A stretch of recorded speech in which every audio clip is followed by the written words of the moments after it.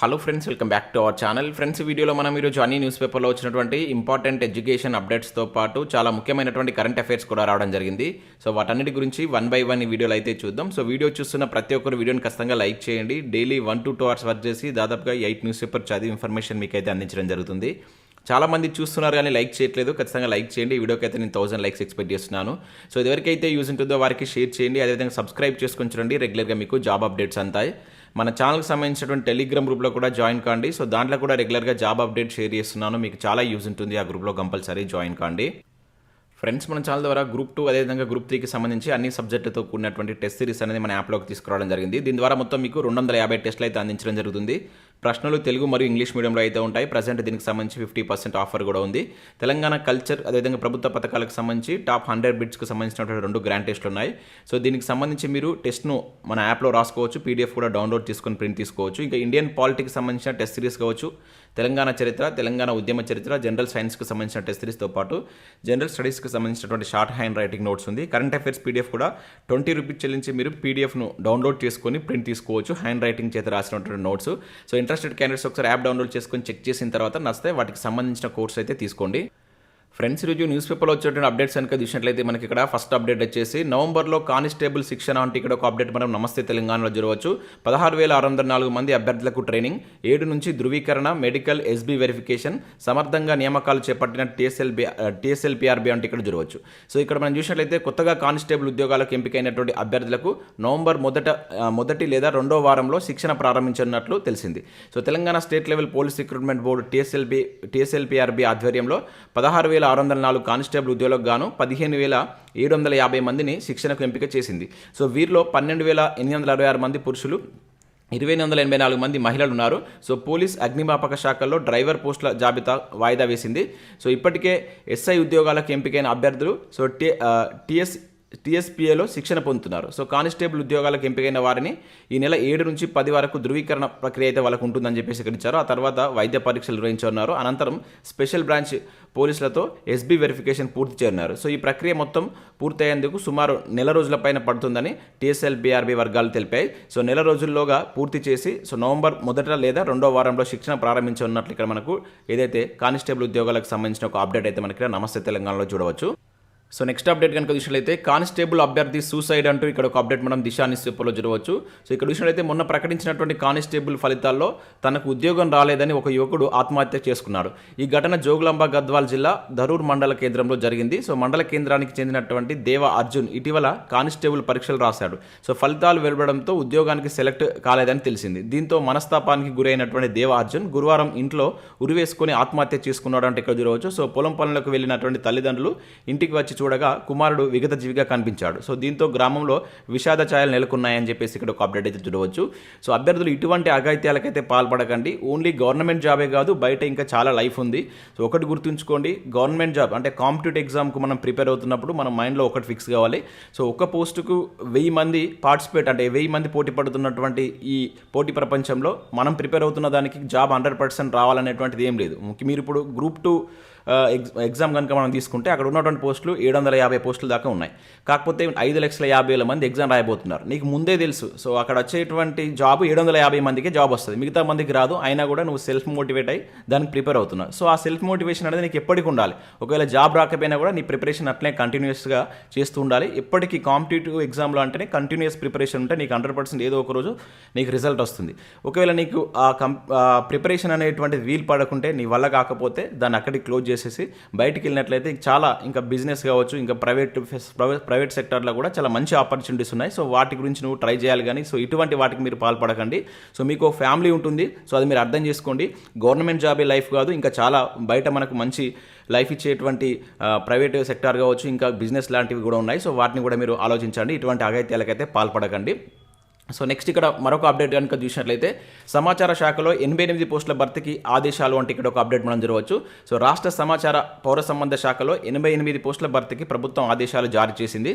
So రాష్ట్రంలోని ప్రతి జిల్లాకు ఒక సహాయ పౌర సంబంధ అధికారి అదేవిధంగా 2 పబ్లిసిటీ అసిస్టెంట్ల చొప్పున నియమించనున్నారు. సో హైదరాబాద్ కమిషనరేట్లో ఒక పబ్లిసిటీ అసిస్టెంట్ పోస్టును భర్తీ చేయనున్నట్లు ఇక్కడ ఇవ్వడం జరిగింది. సో రాష్ట్ర ఆవిర్భావం తర్వాత ఈ శాఖలో పోస్టులు భర్తీ చేయడం ఇదే తొలిసారంట.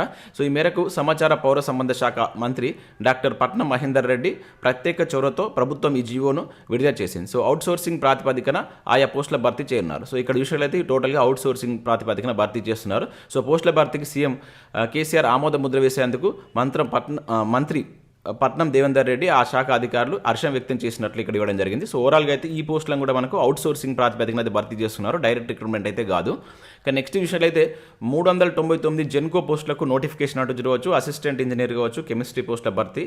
సో రేపటి నుంచి దరఖాస్తు ప్రక్రియ అంటే ఇక్కడ ఇవ్వడం జరిగింది. నిన్నటి దాంట్లో కూడా చూసాం. సో మనకు జెన్కోలో ఈ నోటిఫికేషన్ అయితే రిలీజ్ కావడం జరిగింది. సో పూర్తి నోటిఫికేషన్ పీడిఎఫ్ మీకు వెబ్సైట్లో అందుబాటులో ఉంది. సో ఎవరికైతే ఇంట్రెస్ట్ అండ్ ఎలిజిబిలిటీ ఉంటే వీటికి అప్లై చేసుకోండి.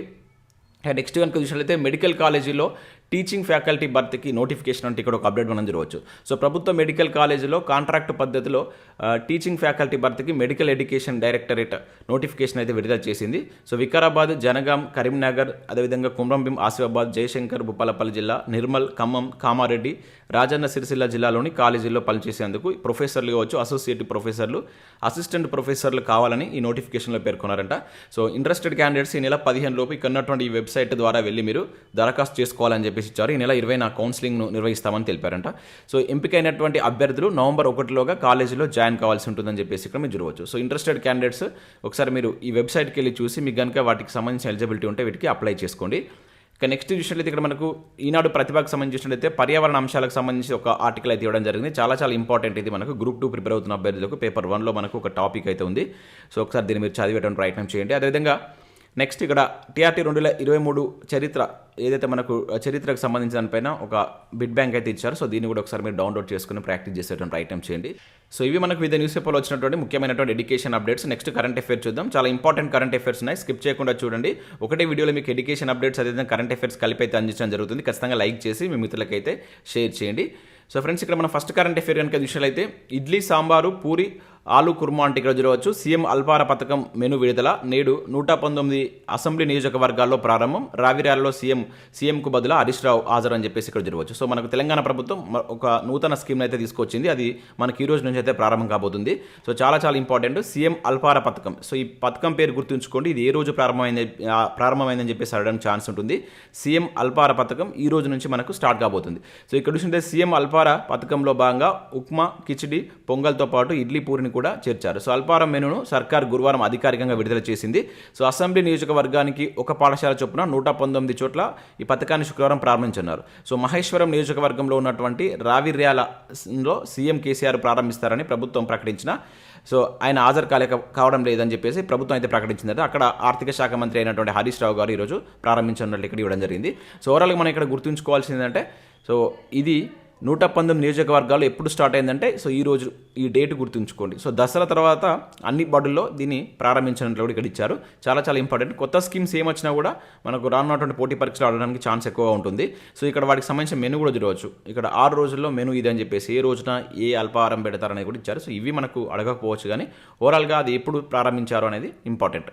ఇక నెక్స్ట్ విషయం అయితే నార్వే రచయిత ఫాసెకు నోబెల్ అంటే ఇక్కడ చూడవచ్చు. సో నోబెల్ పురస్కారాలు అయితే మనకు గత 3 డేస్ నుంచి అయితే వస్తున్నాయి. సో నేను సాహిత్యానికి సంబంధించి కూడా ప్రకటించారు. చాలా ఇంపార్టెంట్. సో వీటన్నిటి ఒక దగ్గర రాసుకొని గుర్తుంచుకునే ప్రయత్నం చేయండి. సాహిత్య విభాగంలో ఎంపిక అని చెప్పేసి ఇక్కడ మనకు చూడవచ్చు. సో ఇక్కడ చూసినట్లయితే తన నాటకాలు విశిష్ట వచన శైలితో అవ్యక్తాన్ని వ్యక్తపరచడంలో సిద్ధహస్తుడైనటువంటి నార్వే దేశ రచయిత అయినటువంటి 64 ఏళ్ల యోన్ ఫాసెకు ఏటి నోబెల్ సాహిత్య పురస్కారం వచ్చినట్లు ఇక్కడ అయితే చూడవచ్చు. సో ఇక్కడ మీరు గుర్తుంచుకోవాల్సింది ఏంటంటే సో 2023 సంవత్సరానికి గాను నోబెల్ సాహిత్య పురస్కారం ఎవరికి వచ్చిందని చెప్పేసి అంటారు. లేకుంటే ఇవన్నీ ఒకవైపు ఇచ్చేసి వాటిని ఇది జతపరచమంటాడు. ఇది మనకు అక్కడ వైద్య శాస్త్రంలో కావచ్చు, అదేవిధంగా అండ్ భౌతిక శాస్త్రం, రసాయన శాస్త్రం ఇట్లా ఇస్తాడు కనుక వీటన్నిటిని గుర్తుంచుకోండి. సో ఇతని పేరు వచ్చేసి ఏంటి ఇక్కడ యోన్ ఫాసే. ఈ దేశానికి సంబంధించినటువంటి వ్యక్తి, నార్వేకి సంబంధించినటువంటి వ్యక్తికి సో సాహిత్యంలో నోబెల్ ప్రైజ్ అనేది 2023 సంవత్సరానికి రావడం జరిగింది. చాలా ఇంపార్టెంట్. అన్నింటిని ఒక దగ్గర రాసుకొని గుర్తుంచుకోండి. ఇక నెక్స్ట్ చూసినట్లయితే ప్రపంచ కుబేరుడు ఎలాన్ మస్క్ అంటే ఇక్కడ చూడవచ్చు. 2023 జాబితా వెల్లడించినటువంటి ఫోర్బ్స్. ఇక్కడ చూసినట్లయితే మనకు ప్రపంచ కుబేరుడిగా ఎలాన్ మస్క్ కొనసాగుతున్నాడు. తాజాగా ఫోర్బ్స్ మ్యాగజైన్ ప్రకటించినటువంటి జాబితాలో $240.7 బిలియన్ సంపదతో ఆయన నెంబర్ 1 ప్లేస్లో ఉన్నట్లు ఇక్కడ చూడవచ్చు. సో ఫస్ట్ ప్లేస్లో ఎలాన్ మస్క్ అయితే ఉన్నాడు. అదేవిధంగా సెకండ్ ప్లేస్కి సంబంధించి కనుక చూసినట్లయితే సో ఇక్కడ అడిగితే మనకు first place, second place, third place ఈ విధంగా ఆడడానికి ఎక్కువగా ఛాన్స్ ఉంటుంది కనుక సో ఇక్కడ సెకండ్ ప్లేస్ చూసినట్లయితే 2వ స్థానంలో ఫ్రాన్స్కి చెందినటువంటి బెర్నాల్డ్ ఆర్నల్ అనేటువంటి పర్సన్ సెకండ్ ప్లేస్లో కొనసాగుతున్నారట. అదేవిధంగా మన భారతదేశం నుంచి కనుక చూసినట్లయితే ఇండియాలో ముఖేష్ అంబానీ ఫస్ట్ ప్లేస్లో ఉన్నాడు. అంటే ఇండియా తరఫున ర్యాంకింగ్లో కనుక చూసినట్లయితే. సో దీనిలో అంటే ఓవరాల్గా ప్రపంచ కుబేర్ల జాబితాలో తీసుకున్నప్పుడు 13వ స్థానంలో ఉన్నాడు. రిలయన్స్ అధినేత ముఖేష్ అంబానీ అనేటువంటి పర్సన్ 13వ స్థానంలో ఉన్నాడు. మన దేశంలో మొత్తం 167 మంది బిలియనీర్లు ఉన్నట్లు ఈ జాబితా అయితే పేర్కొందన్నమాట. సో ఇది గుర్తుంచుకోండి. మన దేశం నుంచి ఎవరు ఫస్ట్ ఉన్నారనేది కూడా ఇంపార్టెంట్. ఆ పర్పస్లో కూడా మనకు క్వశ్చన్ అడగడానికి ఛాన్స్ ఉంటుంది. సో ఇవి మనకు వివిధ న్యూస్ పేపర్లో వచ్చినటువంటి ముఖ్యమైన ఎడ్యుకేషన్ అప్డేట్స్, అదేవిధంగా కరెంట్ అఫైర్స్. ఈరోజు చాలా తక్కువ అప్డేట్స్ అయితే ఉన్నాయి, కాకపోతే ఇంపార్టెంట్ అప్డేట్స్ ఉన్నాయి. సో కంపల్సరీ వీడియోని లైక్ చేసి మీ మిత్రులకైతే షేర్ చేయండి. అదేవిధంగా మన యాప్ను డౌన్లోడ్ చేసుకోండి. దానిలో మీకు యూస్ఫుల్ కంటెంట్ అయితే ఉంది. గ్రూప్ 2, గ్రూప్ 3కి యూజ్ అయ్యేటువంటి టెస్ట్ సిరీస్ అయితే ఉంది. ఒకసారి యాప్ డౌన్లోడ్ చేసుకొని చెక్ చేసిన తర్వాత నచ్చితే వాటికి సంబంధించిన కోర్స్ అయితే తీసుకోండి. Thanks for watching. Thank you.